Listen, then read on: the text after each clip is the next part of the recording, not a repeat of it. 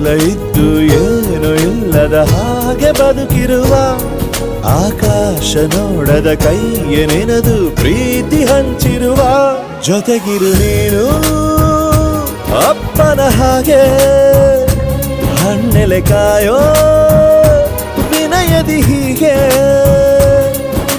ನಿನ್ನನು ಪಡೆದ ನಾವು ಪುನೀತ ಬಾಳು ನಗು ನಗುತ್ತಾ ಬೊಂಬೆ ಹೇಳುತ್ತೈತೆ ಮತ್ತೆ ಹೇಳುತ್ತೈತೆ ನೀನೇ ರಾಜಕುಮಾರ.